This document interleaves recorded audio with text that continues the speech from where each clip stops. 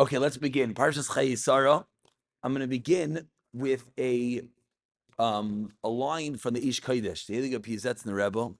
I think I shared this once before, but when I heard it again just today, I realized that maybe the last year I grew up a little bit. I don't know. I found a little bit more depth to the line, so I wanted to share it once again. We know that this week's parsha begins. Chayei Sarah lives. Vayu Chayei Sarah, the life of Sarah. She lives 127 years. Rashi right away points out, why is the death of Sarah written next to the Akedah? Says Rashi to teach us that through the Besura, the news of the Akedah, that they're about to shecht Yitzchak, Sarah's neshama leaves her. A story that we've heard since we are, I don't know, 6 years old. For one moment, can we just think about this for a moment?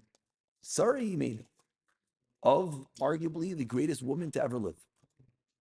Been through so many things. Everything. Married, started the whole world. She hears that her son's going to be shechted, and she's in such pain, physical pain. But if you have to realize, I mean, there's a question. Let me speak that as a question. We all have a question. We have a question that we feel, what happens when something bad happens to us? We feel pain, and then we tell ourselves, get over it. Have emunah, gamzu l'taiva. And there comes a point that we feel bad, There comes a point that we say to ourselves, why am I in pain?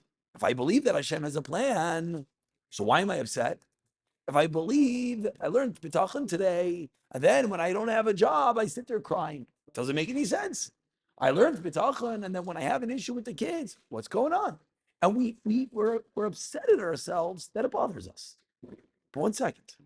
Sari Menu, arguably the top whatever number woman to ever live, she hears something negative happened. She's in such shock and pain, real physical pain, that she dies. Death. She's finished. She's not coming back. Sorry, Menu. She didn't know Kamsu Lataiva. She didn't know that Hashem has a plan. She didn't realize that obviously this is part of the mill. Sorry, Menu should have heard, the Shachted Yitzchak. She should have been the perfect Rebbitzin. Okay, Chayver, let's go take off some more challah and make a bracha. Come, let's say Nishmas. Oh, let's dive into Hashem. Hashem wants the best for us. Of course. But what do we see? Says the Ish Kodesh, something so real that we have to internalize it. Pain is real. You can't ignore your own emotions.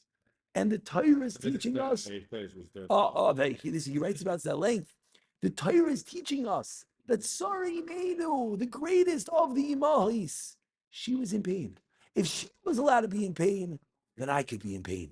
If she could be in pain over the Akedah, then when someone says something not nice to me and it hurts me and I walk away and I say to myself, get a grip. Why is it hurting you? You care if that whatever says something to you? No. Pain is real. It's the next step.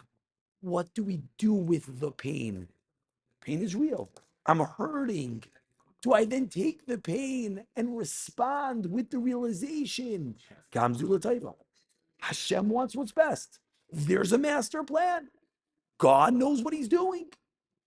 Let's deal with the pain. That's productive pain. If we just have pain and we wallow in our misery and we become unproductive and we just fall apart, that's of course not good. But the Sari Yemen who's teaching us in the truth, the Ish Kodesh writes about this extensively. I heard this from Meir Kane. He actually just came out with a book on the writings of the Ish Kodesh. I didn't get a chance to read it yet. I think it's called The Midst of Ashes or something. But it's like you said, it's incredible. He's sitting in the Warsaw ghetto. He lost his wife and he lost his son. And you can imagine, and you almost could hear himself talking that he had pain. Yeah, it hurts. And I'll be honest, I always had this kasha. They say, when Rav Chaim Kanievsky's wife was Nifteres, Rav Chaim couldn't go on. And they say, yeah, the Rav Chaim, he said afterwards, my learning wasn't the same. I'll be honest. I always said, come on, very nice. Yeah, Rav Chaim Kanievsky. Yeah, shkeich. Yeah, what? Because your wife that you saw her for 2 minutes in the morning, we also the video, his wife saying brachas to him, and he's saying brachas to her. She served him the coffee, and that's it. And what? Because she was Niftaris, you're in whatever? I always have this kasha. The answer is, yeah, because he's a human being. And pain is real. As a person he was married to for who knows how many years, and he built a house and children and grandchildren, and it's pain. Pain is real. I think it's a very very enlightening and comforting idea. We're allowed to be in pain. Hashem never.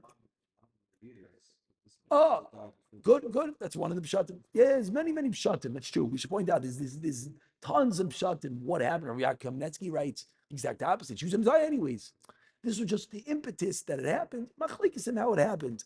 But what I think is very comforting is that the next time you're in pain, next time something bothers you, instead of saying, "Why am I hurting? Why is it bothering me? Why am I aggravated?" You're allowed to be in pain. The next step is our avodah. Our avodah is to take the pain, take the bother, take the hurt, and channel it in the right direction. Again, we might have shared this, but I couldn't share.